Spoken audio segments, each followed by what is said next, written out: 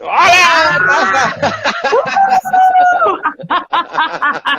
How are you, darling? Oh my God, it was insane. It's tricky, you know, technology, you know, 21st century, all that I kind know, of man. I feel old. thing.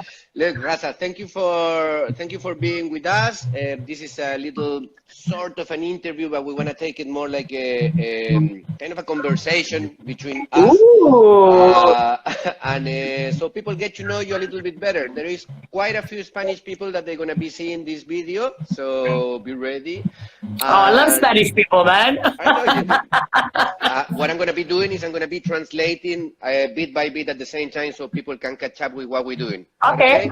All right. Chicos, tenemos a Rasa con nosotros. Antes había hecho una pequeña introducción. Rasa es una amiga personal mía y además es una crack, es una persona que yo considero parte de la nueva generación de bartenders de Londres, que lo está haciendo muy bien, está haciendo mucho ruido, sí. Y Rasa va a estar con nosotros mientras está montando el bar, fumándose un cigarrillo y probablemente tomándose una cerveza. So while you are setting up the bar, having a cigarette, and most likely having a beer in some point, no? Of course, man. Of course, some tequila, some beer. When it's 12 o'clock everywhere. Eso. A little bit of everything. Fantastic. So where are you right now, Rasa? I am next to my bar, home bar. Home bar. It's my little bar in London in Shoreditch. It's a beautiful dive beach bar style bar where we just love to have a good time and drink lots of tequilas. Home bar used to be casita, is that correct? Yes. It's like it was there for 10 years. It was like a milestone in the bartender's life because it's basically a bartender's bar. Yeah. So, you know, crazy time and good alcohol. Fantastic. Is the same ownership or no? The guy who owns it now, he bought it from the guy who owned it before and they used to work together in Casita. All So right. it's the same people-ish. Okay. Entonces, chicos, Rasa está en este momento en Londres. This is in Shoreditch area, isn't it? Yes, it's in Shoreditch. You bloody hipster. Look at my hair, man. Yeah. Of course, look at my hairstyle, man. Yeah, you're a Every day I hipster. wear pajamas. It's fucking amazing. Raza nos cuenta de que está en el corazón de Shoreditch. Yo le hago un poco la broma de que es el corazón de todo el mundo hipster. Ella está en un bar que se llama Home Bar. Home Bar solía llamarse antiguamente durante 10 años Bar Casita. Casita fue lo que se llama un milestone. Milestone quiere decir un sitio que fue un pilar de la coctelería en los últimos 10 años. Casita es un bar muy pequeño, muy ínfimo de espacio, donde siempre se jugó mucho a ser un bar de bartenders. Hay un concepto que se llama el dive bar, que dive bar es un concepto muy casual, donde no se te pregunta si estás bien vestido o no, no hay un código de etiqueta para entrar al bar, sino que es simplemente un sitio donde te lo vas a pasar muy bien, donde normalmente los baños están grafiteados y hay mucho rollo. So I was trying to explain a little bit about what is the dive bar. I'm going to learn some Spanish now, man. I like it. I've been trying to teach you for, I don't know how long do I know you now, like 20 fucking years or something. But it's like always a drunk Spanish. We just do drunk Spanish, you know? That is also true. Yes, you are right about that. So what we would like to know, Rasa, just to start a little bit is, first of all, how the fuck do you pronounce your surname? I cannot pronounce your surname. My full name is Rasa Gaidelyte. So it's it's a little Spanish way, you know, like I like to say it like that with the power. But I'm from Lithuania, so everything means something. My name means dew, you know, like a little water on the grass in the morning. Okay. My middle name means goat, and my last name means rooster. So wow. It represents my personality. Well, yeah, in many levels, I will say. Yeah, for sure. And you're from Lithuania, and when you started in, you know, so-called hospitality or, you know, the whole industry and all that, was it back home or was it when you arrived here to London or what was it? Well, I arrived to London 12 years ago when I was 18 years old. So I used to work like a waitress in Lithuania, but it was nothing like it. And, you know, when you come to London, the easiest job is like, you know, you start working in a pub or like some kind of shitty cocktail bar. You start, you learn, you fell in love, and then, you know, you move on and grow in industry. Why did you come It's to addictive. London? Was it I think you learned English, or what's it one? Or were you fall in love with somebody, or were you chasing You know what? goals? You know what? It's a funny thing. When you ask anybody, why did you come to London? Nobody remembers anymore. I remember I came for some reason but then I started working in the bars and I forgot everything. Maybe I wanted, to become a doctor or some shit, and it's all gone now. Okay. Had that first shot of 100% agave, and fucking everything was forgotten. My friends are telling me through the chat that you are moving so much that it feels that we are in a roller coaster. Like when we watch it, I want to show everything. I'm on the ship. I'm on the ship.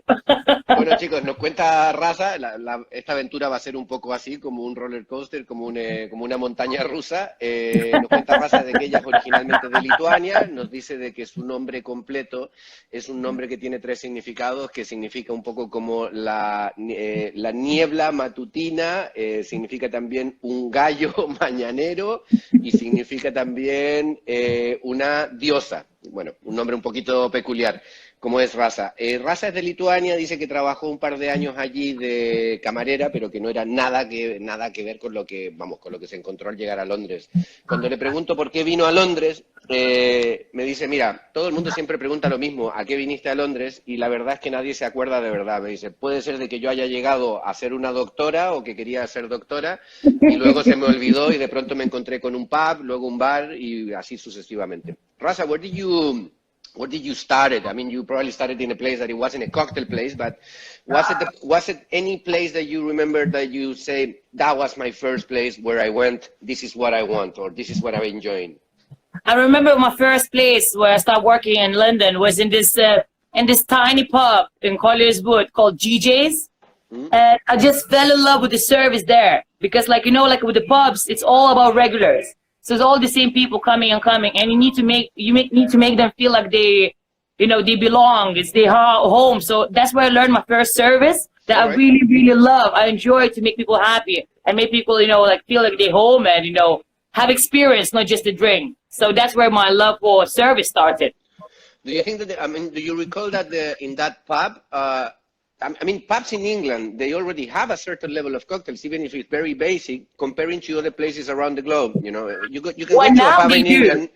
You can go to a pub in England and you can get a Cosmopolitan, for example, which is unthinkable in other places. Well, now they do, but when I started there, it was 12 years ago. So it was mainly just pints. The cocktail was a snake bite.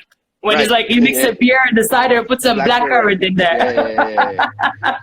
That was a cocktail for them. I'll translate very quickly. Rasa nos cuenta un poco de que, le pregunto yo que cuál fue su primer sitio donde se enamora dentro de lo que es la hospitalidad estando en Londres. Y me dice de que era un pub común y corriente, pero que la sensación de pub, que eso lo controlan muy bien los ingleses en general, es hacerte sentir de que es tu segunda casa. ¿Sabes? De que tanto el servicio como la atención, como el producto que se te está entregando tenga una sensación muy home, muy de andar por casa, ¿no? Y ella dice que eso le enamoró, que la atención a detalle, aun cuando era simplemente un pub y no era una coctelería, que le enseñaron a tener en este pub, hizo que se enamorara un poco de toda esta industria. Yo le preguntaba si acaso había algún cóctel en aquel entonces, me decía que el único cóctel que había era un Snake Bite. Snake Bite es un clásico de Inglaterra que es lager, cider... And some blackcurrant. And blackcurrant, a dash of blackcurrant, no? Yeah. Yeah. I don't know why, but that stuff fucks you up so much. It's insane. No, it's like a wife beater. The next morning you don't know what the fuck you did or something. It's true, man. It's like insane. Entonces dice que el único cóctel que tenían es el Snake Bite, que es como mordida de serpiente, que son partes iguales de cerveza, con sidra y luego con un chorro de blackcurrant, que es como un sirope de arándanos azules. ¿Vale? Y que lo que nos dice Rasa, dice, no sé por qué, pero esa maldita bebida te emborracha que al día siguiente no sabes qué te pasó, no sabes si tú le pegaste a tu mujer o tu mujer te pegó a ti. Rasa, and from there, this is 12 years ago, you did some time there. When was it the first place, or where was it the first place that you said, okay, this is cocktails, this is something different, okay? Oh my God. The first cocktail place where it was not good quality, it was like, like these... cocktail bars, clubs, when it's in central London. Yeah. It's my first bar like that was called Oxygen in Leicester Square. So that's where I started doing my first cocktails. There was very bad quality, but it was a first taste. You know what it is, woo-woo, sex on the beach, fucking screaming orgasms. But that's where it was the beginning. And then, from that, tried few more like a shitty bars, and then I got noticed and I got invited for first proper industry bar called Barrio. That's where we met. Yep. Yeah. Yeah. And the first place, this Oxygen place, was it a high volume place? Was it a place that... It was very high volume. It was very high volume because it was open till 3 o'clock every night because it's for tourists. You know, it's always busy.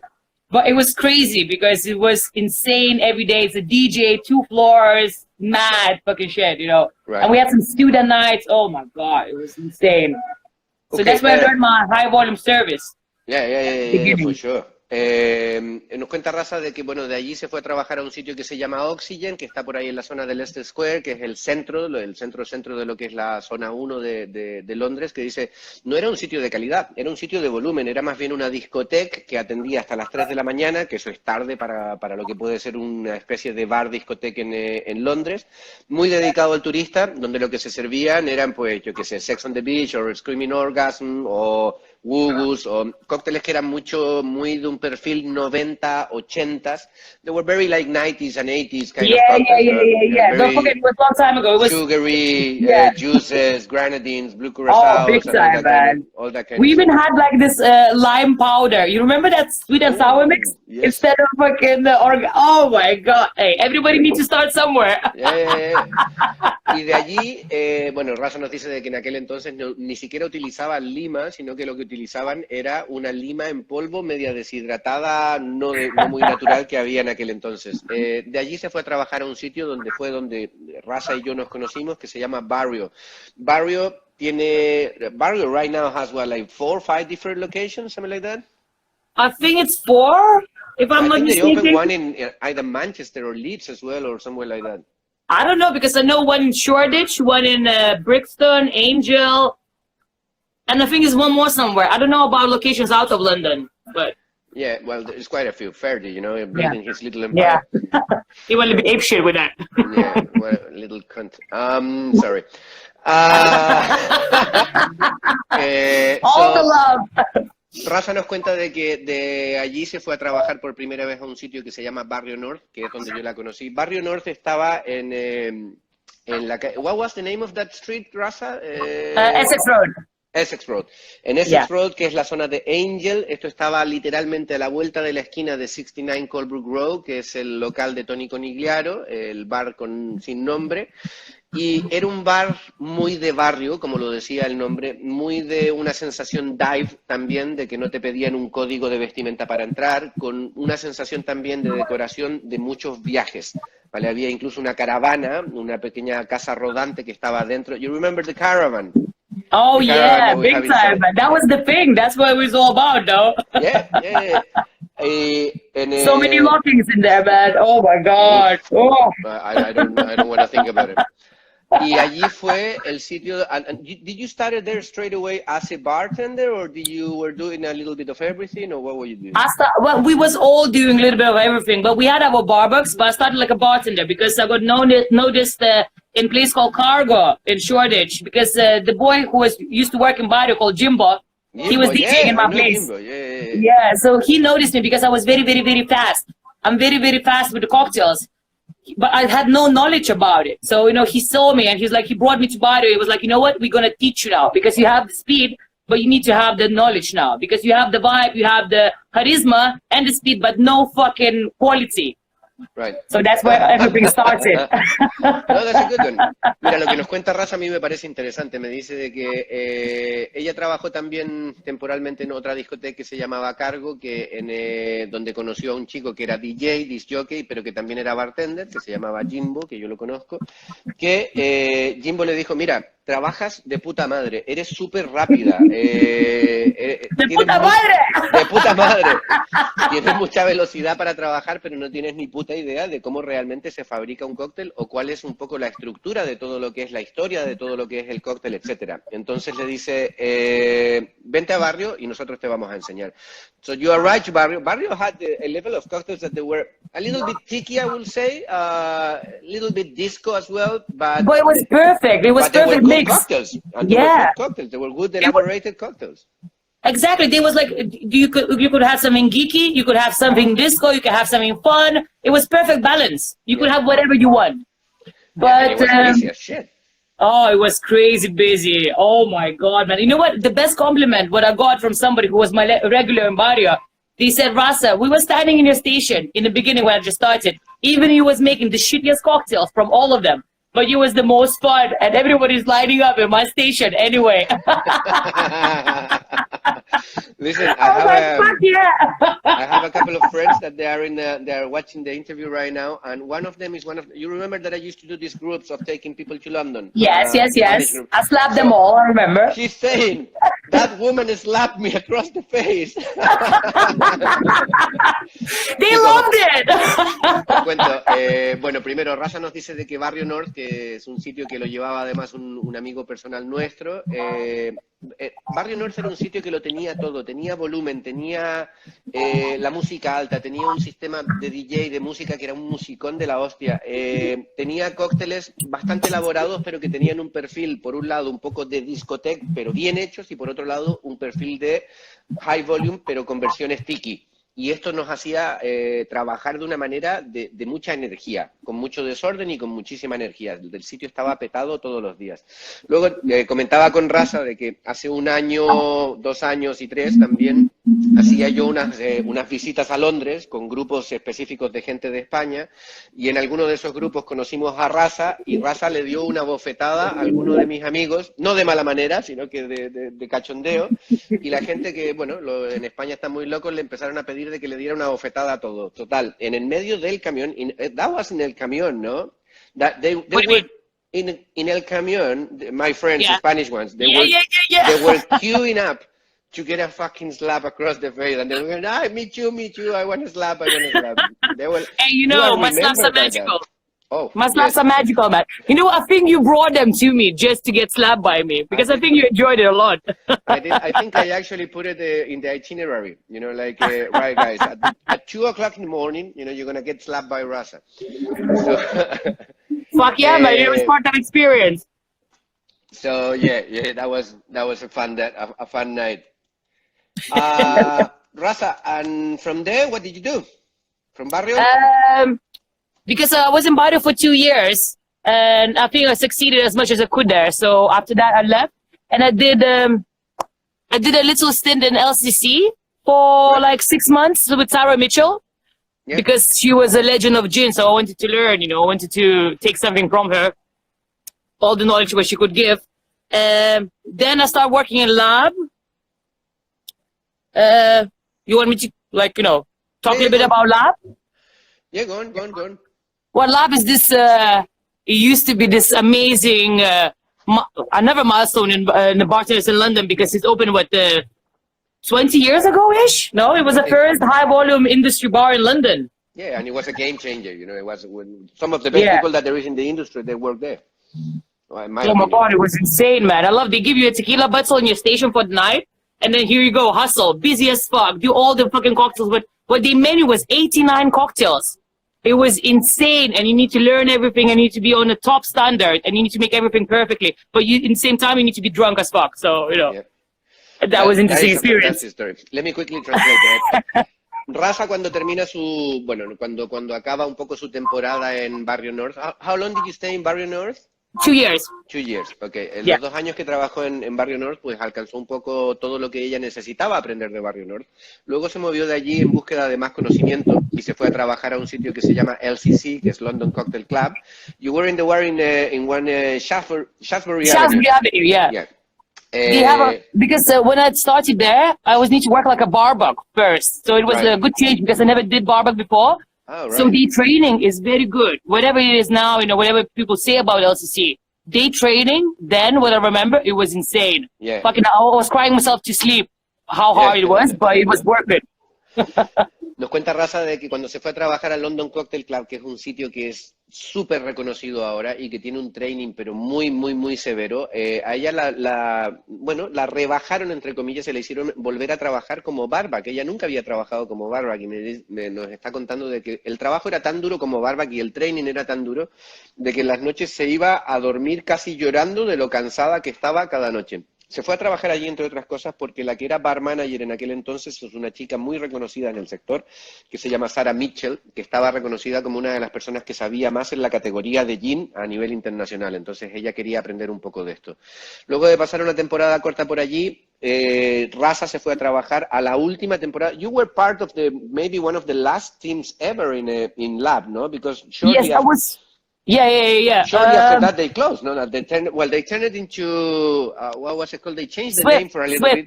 No. Swift. Before that, They didn't. No, it was Lab, and they closed down. They had massive parties for closing for a few weeks, and then they closed down.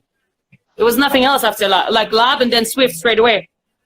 it was a very short period of time where they changed the name to something like Academy because they lost the name Lab and then they recovered the name.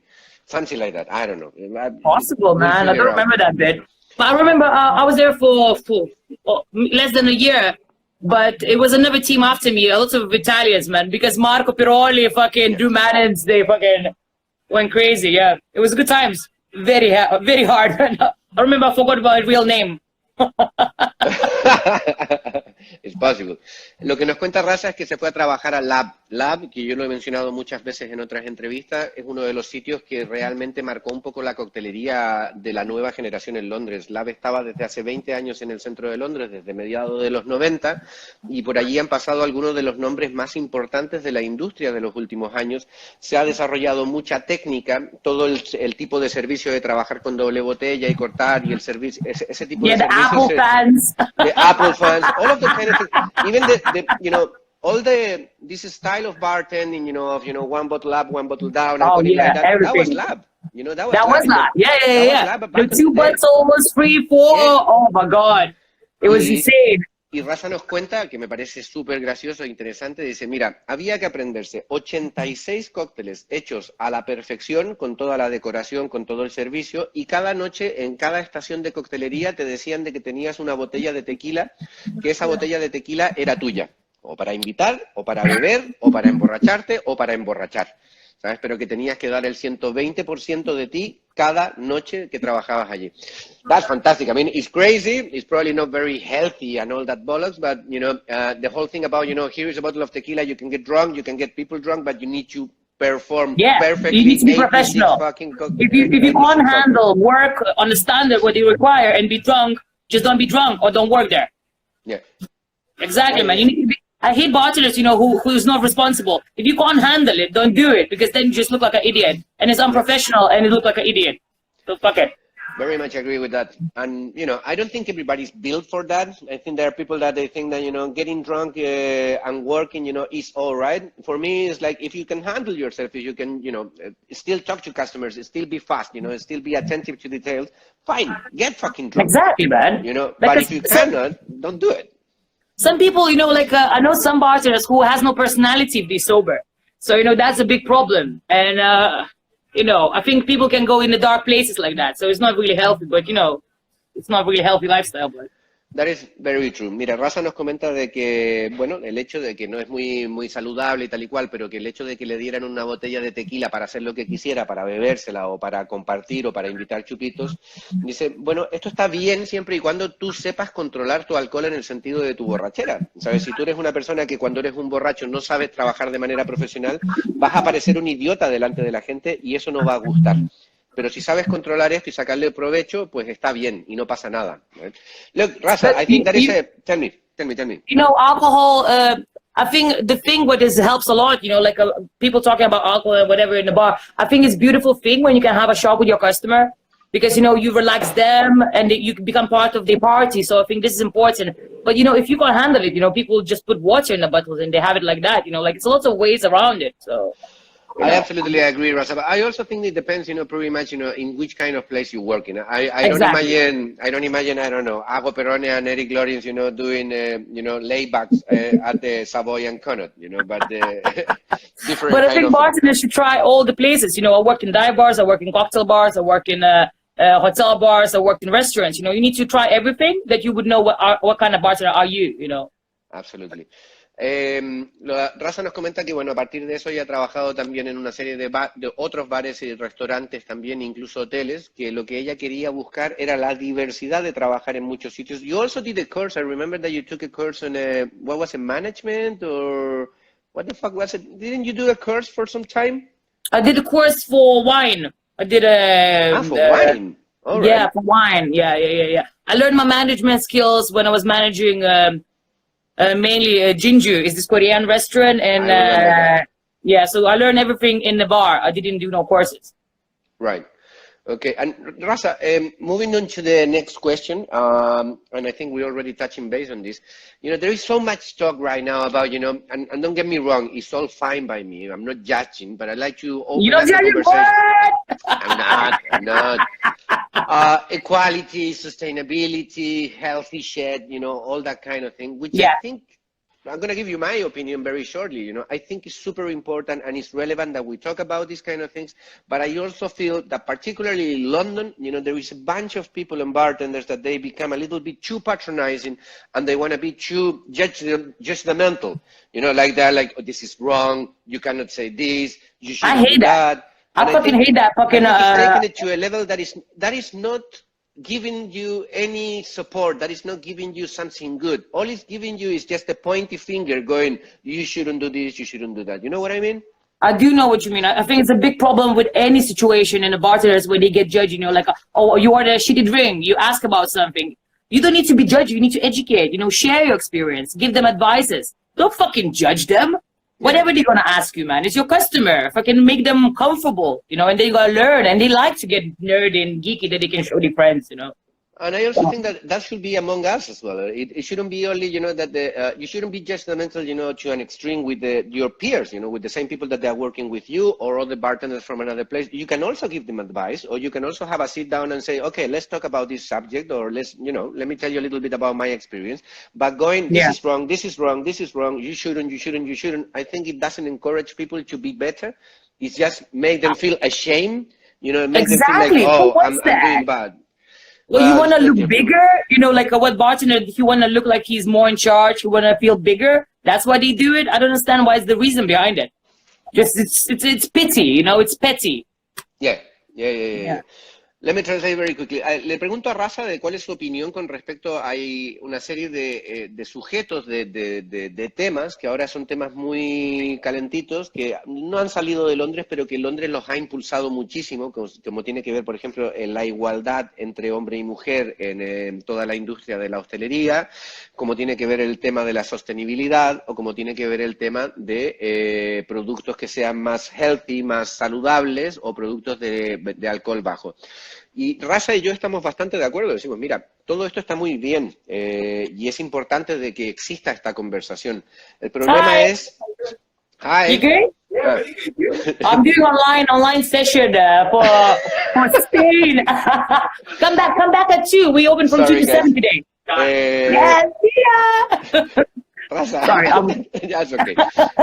That's okay. Y Rasa nos dice de que, bueno, de que para ella y para mí también en este caso, lo que no es correcto es transformar esto en una conversación que sea con un juicio moral, donde tú le estés diciendo a tus compañeros o a tus clientes, esto es incorrecto, no debes hacer esto, e incluso intentando avergonzarles de alguna manera. La única manera de que todos estos tópicos, como es la ecualidad, la igualdad, la sostenibilidad o la parte del healthy y de lo saludable, es demostrando con el ejemplo y abriendo conversaciones de una manera productiva, no de una manera educacional negativa. I think you and we agree pretty much on that. I have a couple of questions that are very easy. It's like a little ping pong. That you tell me, don't worry, we're not going to get that down and dirty today. I think, well, we'll see. Let me see. Come on, man. I wash my hair. Let's get dirty. Le digo a Rasa que le voy a hacer un par de preguntas de ping-pong, le pregunto una cosa, ella me responde rápido y me dice, uy, van a hacer preguntas cachondas y tal. Le digo, no, no te preocupes. Me dice, no, es que me acabo de lavar el pelo, quiero ensuciarme. Bueno, en fin. Science and molecular, you know, versus kind of tacky and good times. I mean, most of the time that I know you, Rasa, you have worked in places that they're laid back. They have great, you know, cocktail programs, and they have really great cocktails in general, you know, but they haven't been, you know, the ultimate super molecular nitrogen, you know, No, kind of no. places and all that kind of thing. What's your take? What's your feeling about those places, or that kind of, that side of the industry? Well, we need both, you know, like it's different places, different style. Like I don't judge molecular or whatever. I think it should be different place for different stuff. Like I don't think like a dive bar should try to represent nothing like oh, look at that, this I made a mojito. It's more like I'm a mixologist now. You know, fuck off. Just you know what you are. Do what is the best for your customers, and fucking fuck off. If you want to see some molecular stuff, you can go to fucking Niger or whatever. It is good, beautiful experience. You know, like I respect them for doing this stuff, but you know, it's a choice. Like I don't have no battle. But Yeah. you never choose that one. You always choose the other one. You I don't always like to choose get dirty crazy, about it. party, like high vibrant, no? Well, I love my cocktails. I love good quality cocktails, but I like more simple cocktails. You know, like I like to experiment, but I'm all about like a fresh fruits, fresh berries, fresh juice, something simple but good. I don't want to go like I'm going to make a foam of my fucking daiquiri and I'm going to inhale it through a bubble. Like it's not entertaining me. You know what? This is, to me, super interesting because there is a lot of people that I have over the years invited to go to London with me, from Spain particularly. And in Spain, don't get me wrong, I love what we're doing here in Spain, and I think the industry is doing a lot better, you know, and people are being, you know, are trying to learn more and more. But for a long period of time here in Spain, they were not only following the steps of Marian and the Niger, but over-decorating, over-complicating, over-applying science to everything that they were doing. Everything But you came lose with the the point of gel. it. When you do, you lose the point why you did it. You know, like it's just you. What the fuck are you doing? You're scared to touch that drink in the end. You know, fucking it's gonna drop everything. I think it can become a little bit pretentious. And the other thing is that, Yeah. you know, when I used to take people from Spain, from Barcelona, from Malaga, from anywhere, you know, to London, you know, many places, I will take them to a place and they will go, oh man, I was expecting something a little bit more. And I say, a little bit more what? I said, yeah, but you know, it didn't have a garnish. And I said, well, it had a little twist on an orange and then discarded. You know, that is also very valid. You know, there are things that they don't need, you know, to be garnished with 7 things, you know, and pointy things and feathers and smokes and gels, you know. I think people are getting a little bit spoiled now. You know, like they see and they want to see more. They want to take a picture. They want to put it on Instagram. They forgot what it's all about. Have a drink. Have a good time. I care more about the flavor than about the look. You know, I care more about the vibe than about the look. I really love this. Let me translate this. Chicos, esta parte a mí me parece muy interesante. Hay una discusión, no una discusión, pero hay un tópico, hay un sujeto que hemos hablado muchas veces con mucha gente. Yo solía llevar mucha gente de España a Londres y hay veces que la gente de España en Londres decía, oye, pues yo esperaba más de Londres. Pensaba que iba a ser más complejo, más elaborado, con más técnica en una serie de lugares. Obviamente que hay sitios que se dedican y especializan a esto, como puede ser, pues, yo qué sé, desde un 69 Colebrook Road de Tony Coligliaro o un Niger en el tiempo que estaba Marian Beck, etcétera, que es súper respetable lo que ellos hacen, pero que la gran mayoría de los sitios son sitios como los que ha trabajado Rasa, donde realmente la búsqueda es el mejor cóctel posible, en el menor tiempo posible, con el mejor sabor posible. I think, you know, the definition of this, Rasa, is you know, to try to perform or to try to give, you know, to your customers, to your guests that you have there, you know, the best possible cocktail in the least amount of time with the best possible outcome, you know, so that they will go like, yeah, daiquiri, boom, done, fantastic, I want another one, or I want to try something different. I never think about these places where you say it's more about, like, you know, like similar to Niger or 69. Like, they make such a beautiful drinks, looking so great, but then when they serve it, like, you can't sit at the bar there. You don't get the fucking experience when they, like, you know, of joy. Like, they come here, I make them drink, they see me making a drink, I give them a chat with them, we can drink it together, and they get some kind of experience, like, when you make it to them. Yeah. In that place, they just give you something pretty, but you don't feel nothing about it. You take a picture, you're scared to drink it, you taste it, the drink is not even that great, it just looks good, and then that's it. You know, fucking, where is the feeling, where's the heart to it? You know, that's what I'm missing in that kind of places. Also, I think that some places, you know, when they are doing that too much to an extreme, what they do is the distance between the customer or the guest and the actual bartender, it goes like too far. You know what? I'm also going to have something with you, Rasa. Yeah, let's have a shot, man. Yeah, okay. So Rasa y yo nos vamos a tomar un chupito de algo porque podemos directamente. Where are you? Are you in your house? What the fuck is No, that man, ceiling so high? this is my bar. Did I not tell you? This is my bar, Rasa. God, you have such a high ceilings there. Look, this is the restaurant part, and here is the actual bar. It looks a little bit like a Wow. penis. Look at the bar top. It's crazy. I know, right? Fucking hell, you need to come and visit, man. You need to take me there, man. I got a couple of bottles of this that is gonna have your name. Fuck yeah, man. Couple of bottles. I've always had 2 cases. One for us, one for me. We'll get to that. Y nada, chicos, lo que nos comenta Rasa, que a mí me parece súper interesante, es que, bueno, ella realmente ha preferido toda su vida trabajar en sitios donde se trata del servicio, el servicio rápido, el servicio bien puesto, y que ella dice muchas veces, lamentablemente, estos sitios que tienen o una coctelería súper mega minimal, translúcida en casi todos los sentidos, o una coctelería súper compleja con 4 tipos de garnishes. By the way, cheers, Rasa. Salud, darling. Cheers, amiga. Yay! Good morning. Good morning now. Curva. Oh, I'm not Polish, man. I know, but I can swear in Polish, you know. Bastard. En estos sitios, al final, lo que generas es una distancia con tu cliente, una distancia con la persona que te ha venido a ver. Y lamentablemente esto tiene que ver muchas veces con el hecho de que la gente está buscando más una experiencia de Instagram que tal vez un sabor y un buen momento. Y eso es algo que ella en particular defiende al revés y dice, yo prefiero trabajar en el otro tipo de sitios. Completely agree with you, darling. I think you hit the nail right on the head in terms of, you know, what I'm looking for is, you know, an experience where I can feel close to the bartender, where I can have a nice drink, you know, a non-pretentious drink. I think that is the beauty as well of the so-called dive bar. You know, I like them. You can relax. People can relax in it, you know. And I think the beautiful thing about dive bars nowadays is that dive bars back in the day used to be like stinky and sticky and dirty and dangerous and really shitty products. But nowadays you can go to a dive bar and have excellent drinks, you know, with good products. Yeah, you know, and you can have a great experience. Even though that, you know, the walls might be covered on graffitis or shed or whatever it is, you know, I think you still can have a great experience. But I think when it's a little bit like that, a little bit dirtier, a little bit more casual, I think it makes people relax a little bit more. I go to places like, you know, Savoy or American Bar or just like, you know, a little bit more restricted and a little bit more pretentious places. And I sit there and I'm scared to laugh. I'm scared to talk louder because, you know, it doesn't gives me the comfort. Like, it's a beautiful places. I get it. But it's just like, I can't be myself, you know, I can't just enjoy myself to the level what I want to, you know.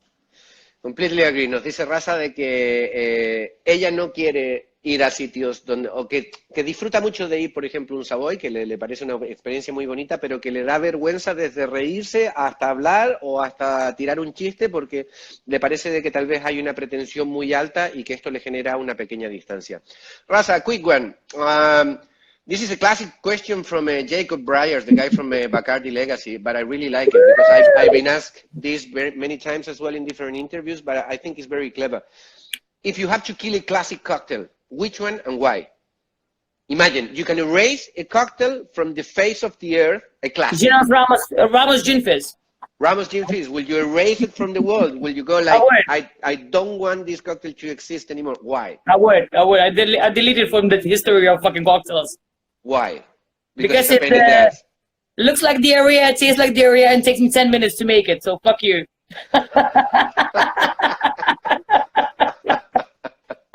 Okay, fair enough. Yeah, fair enough. But when it's well done, it can be a tasty drink. Still, man, fucking so much effort. Oh my god, man. I'm not a hater. To be fair, like, I wouldn't delete no drinks. Like, I think it's a time and a place for any kind of drink. But, you know, it's just so much fucking effort, and the texture of it reminds me of the toilet straight away. All right.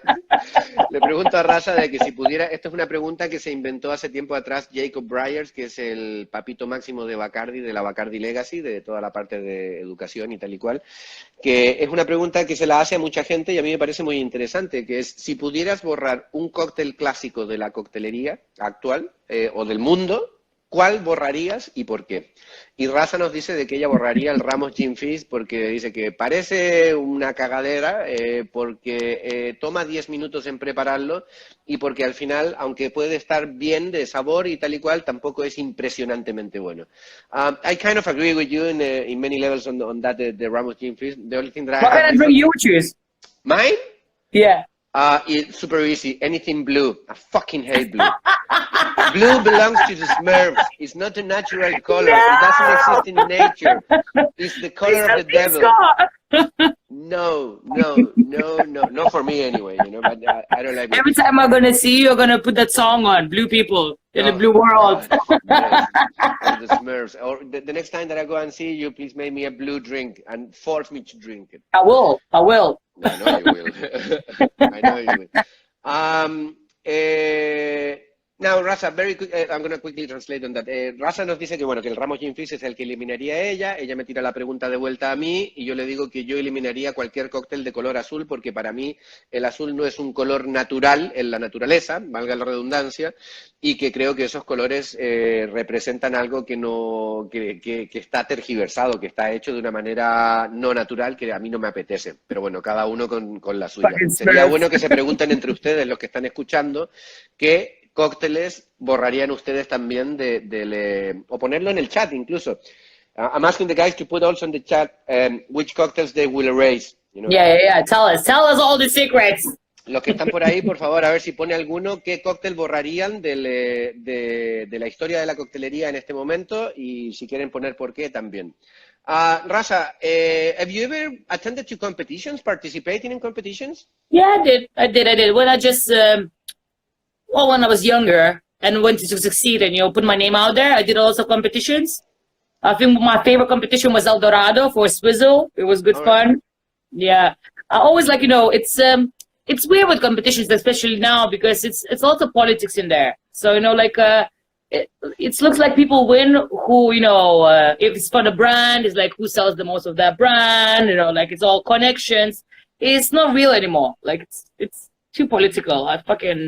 It's a waste of time. It's fun because you meet a lot of people. I like not about the winning, I like the journey of it because it's fun, you meet people, you go to places, it's creative, but it's fucking not about winning anymore.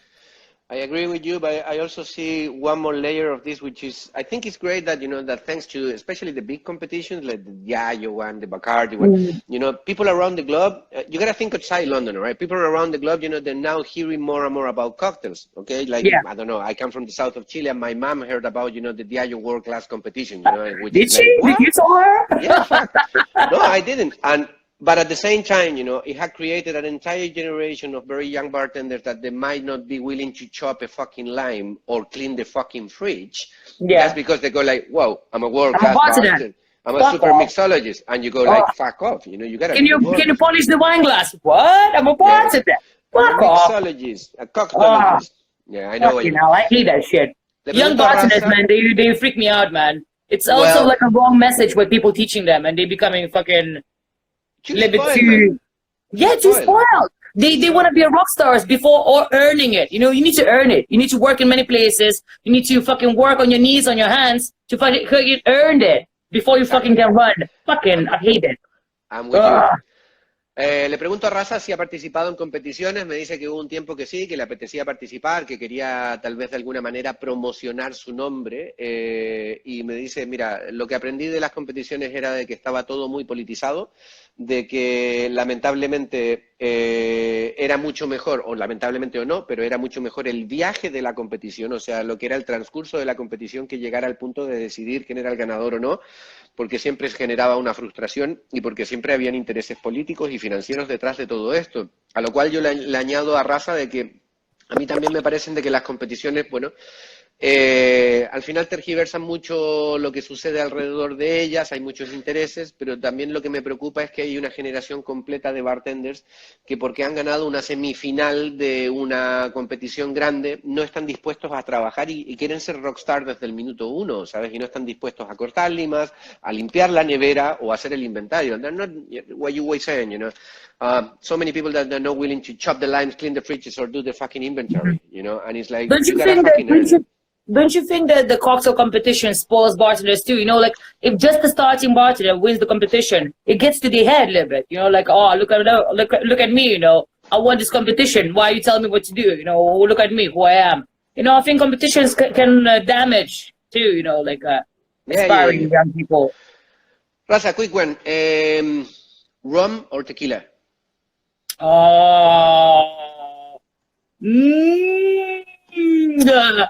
I have a threesome relationship with them. Excellent answer. Le pregunto a Rasa de que si ron o tequila y su respuesta es, me montaría un trío con los dos. I can't choose one. I fell in love with tequila and then rum came, and I love them both equally now. Rum literally came, or he? Okay, never mind. Yeah, he came. All right. Pina colada. Listen, in terms of brands, and obviously not trying to leaking anybody here or anything like that, any brand or any product, let's say, that it has surprised in the last year or 2 years that you were like, fuck, man, that's really something. I really like that. Or I wasn't expecting this. Or this is something I never thought of. You know, something that it strikes you, something that surprised you. Any brand, it doesn't matter. Doesn't need to be only a spirit. You know, maybe it's a mixer, maybe it's a liqueur, maybe it's a syrup, maybe it's a flavor, maybe it's something else. Something that you went, fuck, I didn't know that this existed, and now I cannot live without it. For me, for example, you know, years and years ago, the first time that I came across Falernum, I didn't know Falernum. You know, many years ago. Falernum is fucking amazing, man. Yeah, but imagine a person who doesn't know Falernum, and then one day somebody goes, this is Falernum, and you go, this is fucking ketchup. It goes with everything. Fuck yeah, man. Everything tastes beautiful, you know. So did you find your Falernum? Did you find something that you didn't know before? And once you tried it, you were like, fuck, I need this in my life all the time? I think, like, I don't think I saw something new, you know, like it's nothing new what surprised me, but it's like a through time when I live and I learn and I work in the bars, like it's always some like a new influence by new people who I meet. So, you know, I go to different country and see some kind of special drink what they serve there. It's like, it inspires me for a few months when I come back, you know, I do something with it. But I'm thinking about specific thing. It's like, it's nothing shocking. It's nothing new what I was creating in this fucking past year or whatever, what shocked me. It's just, you know, learning from other people. Like, if we move in from that to that, then which doesn't matter if it's a bartender or a bar, something that it had struck you that you were like, man, I learned something from this guy or this person or this woman or this bar, or I went to this bar, I never expected this, and you went like, whoa, fuck, this is something else. Think about it. You don't have to answer straight away. Le estoy preguntando let me think about it. Let me think about it. We'll get back to this question later on, but just think about it. Obviously, you didn't read the questions last night when I sent it to you at 3 o'clock in the morning. Oh, yeah. You know, very, very in advance. Very in advance. Le pregunto a Rasa una pregunta que a mí personalmente me interesa, que es, ¿qué producto, no necesariamente comercial, pero qué producto has encontrado en el último tiempo, o qué bartender, o qué bar incluso, que te haya no solamente influenciado, sino que te haya dado un golpe de decir, no sabía que esto existía, y desde que conozco esto, no puedo vivir sin ello? Para mí en su momento fue Falernum. Cuando no lo conocía, pues la primera vez que probé Falernum me di cuenta de que lo necesitaba en todo, que me parecía un productazo. Sorry, Rasa, tell me. You know what, like maybe the biggest thing what I noticed recently, like, because, you know, all this coronavirus and all this madness, like when people trying to survive and like keep an industry alive, and they start bottling cocktails. And, you know, like trying to find the best ways how to do it. So I was impressed by one of the dude in London, Tippling Inc., called Lucas, how he's finding new ways how to bottle and create new cocktails to sell, like in hello? Are you there? Here, yes. You disappear. Oh, here. Here's your face, man. Can you see me? I can't see you. Can you see me? Can you hear me? Yes, I can. Yeah, I can. Sorry. So I'm really impressed about these new ways how you can transfer cocktails in bottles, because it's not that easy, you know, like to do specific balance and everything when it's like, you know, fuzzy drinks or egg white or fucking just stirred. I'm very impressed about the balance what he came up with to transfer the bar into the bottle. So I don't know if it's the same to the question. I don't know. You guys in the home bar, you guys are doing delivery. In fact, you are doing the delivery yourself.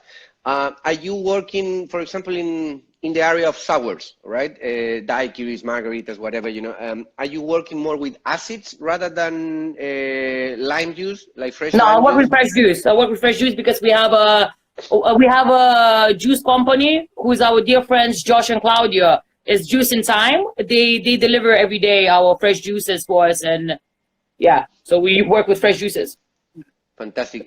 Cuando le pregunto a Rasa esto de qué cosa le ha impresionado, que no necesariamente sea un producto, puede ser una tendencia, un bar, un bartender, ella finalmente me dice de que lo que la tiene impresionada ahora mismo es la capacidad de adaptabilidad de que ha desarrollado el bartender justo en este periodo de coronavirus a embotellar cócteles y mantener una cierta consistencia dentro de esto. Dice, Rasa nos dice que por experiencia propia no considera que esto sea fácil, no es simplemente... I completely agree with you, Rasa, that it's not just I make a cocktail and I put it in a bottle. There is more to it. It's not easy. It's not easy. Yeah, because like you need to think like, it tastes so much different because you cut it with water, you shake it and put it in a bottle. How it's going to survive in a bottle for how long? Because I want people to taste as much as possible close to the, real deal.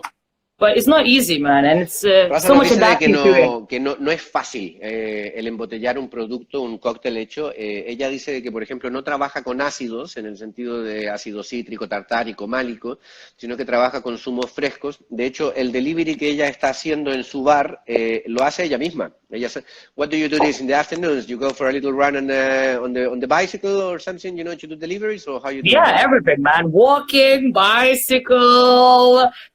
running, flying, whatever I can. Fuck my life, I lost 10 kilos from walking fucking everywhere, but like a fucking maniac. I have nothing else to do, man. The world is apocalypse, man. Dice que en este tiempo de apocalipsis se ha dedicado a hacer ella misma las entregas y que le ha tocado hacerlo caminando, en bicicleta, corriendo, volando. Y que, bueno, que ha tenido que acomodarse un poco a todo esto, ¿no? All right. Within the industry that we know, as we know it, which one, if any, will you call a hero and which one is zero? Which one, which character will you say, man, I always looked up at this guy, from this big bartending thing, or I don't like this, It can be also, like I said, it doesn't necessarily need to be just a person. It might be a bar or it might be a thing. Is it anything that is your hero kind of thing or that you always looked up into, or? You know what, like hero and zero is a funny thing, but because there's so many egos involved in our industry. It's so many fake and pretentious things. So, to admire somebody, it's a weird thing. I just admire people and bars who stay humble. Doesn't matter how much you win. Doesn't matter how good you are. If you don't fall asleep on a fucking lore and winnings, and you keep on doing what you're doing, and you're humble, you don't get cocky, you don't get arrogant, and you just be true to yourself and to the service and to your customers, I fucking respect you. I love you. Because I see so many fucking beautiful places where they got a little bit more attention. Even the bartenders, all places, the same thing. They fucking got a little bit of attention, a little bit fucking won a fucking tails or whatever, and they became fucking douchebags. And I was like, you know what? Fuck you. You forgot what it's all about. You forgot where you came from, and you lose the value for me. I love your answer, Rasa. Le pregunto a Rasa de si tiene héroes dentro de la industria o antihéroes de alguna manera, y su respuesta tiene que ver mucho en cómo ella es. Ella me dice, no tengo héroes, me dice, hay gente que sabe mucho, pero lamentablemente la mayoría de las personas que saben mucho se transforman en algún momento en personas arrogantes. A mí no me importan las personas arrogantes, a mí lo que me importa es alguien que es muy bueno en lo que hace, que representa mucha pasión, que puede tener mucho conocimiento, pero que se mantiene humilde. Me dice Rasa, si esa persona no se mantiene humilde y se transforma arrogante, fuck you. No quiero. Yeah, man. No quiero. Exactly. I don't want anything to do with that person. No quiero tener It's nada just que ver ugly. con It's esa ugly persona. shit, Dice, yo quiero estar cerca de las personas que son capaces de transmitir sin dar un tono educacional paternalista.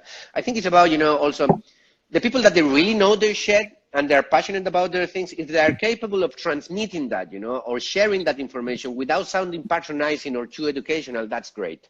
Exactly, man. But if they come to you like, don't moan about shit, shut up, and I'm going to talk and this is my seminar, I think that's just a little big wank, Oh, sorry. That's all right.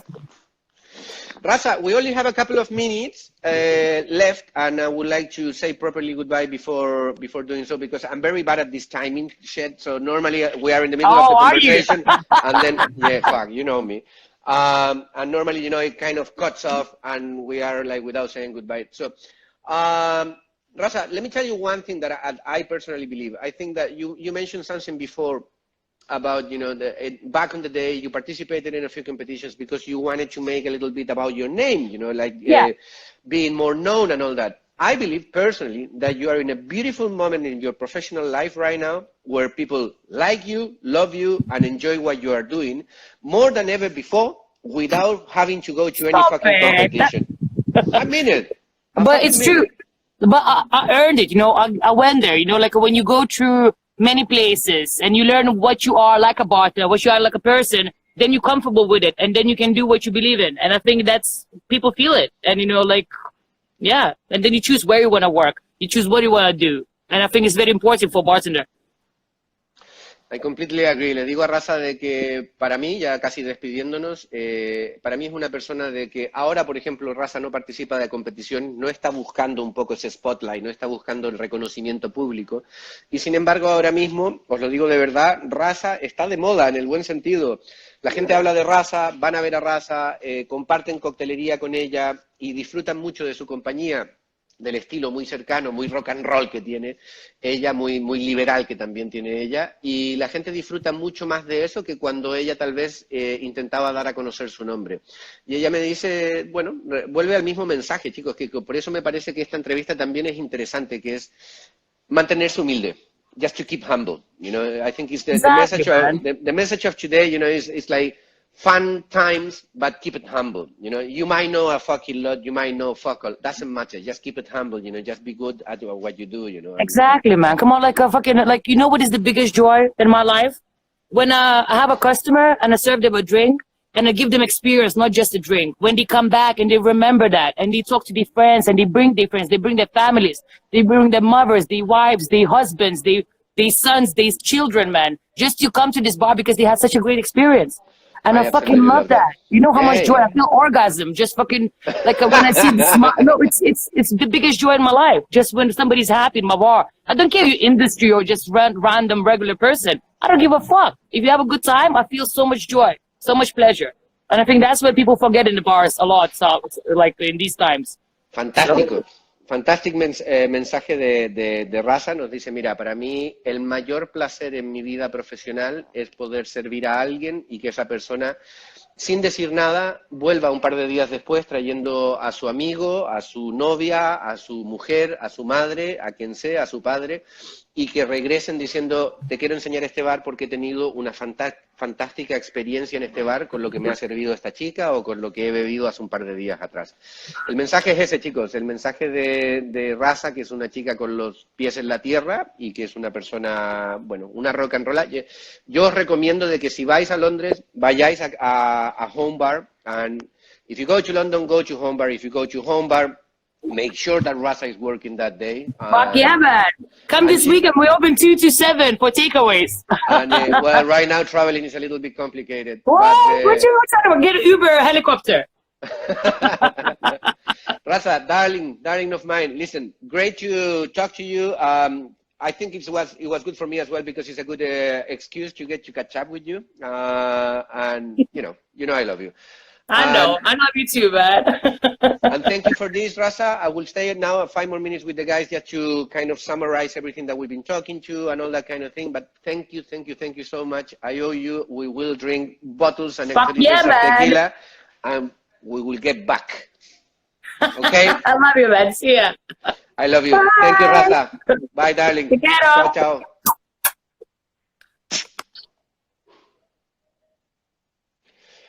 Bien, chicos, nada, esta era Rasa, personaje indescriptible de la industria, chica que está muy de moda ahora mismo en el sector, en el circuito de Londres, es una de las personas que probablemente tenga más trascendencia a nivel de nueva generación mujer a cargo de un bar. El bar se llama Home Bar, como casa, bar. Es un bar pequeñísimo, es súper cachondo, se especializan en ron y tequila, es todo acerca de good times, ¿no? De pasártelo bien, de tener como esa sensación tiki sin el tiki. Realmente lo que queríamos comunicar con tener una entrevista con Rasa era volver un poco a los básicos de, y que también entendierais una pequeña parte de un Londres que también es muy importante. Yo hago mucho hincapié siempre en hablar de Londres como un sitio que constantemente se reinventa y habla de coctelería en un siguiente nivel, pero creo que también Londres tiene esta belleza. Este tipo de personas que les importa la hospitalidad de verdad, que realmente lo que buscan es el placer ajeno, no el placer propio, a través de la experiencia que están vendiendo en un puto cóctel. Y eso me parece a mí muy digno y muy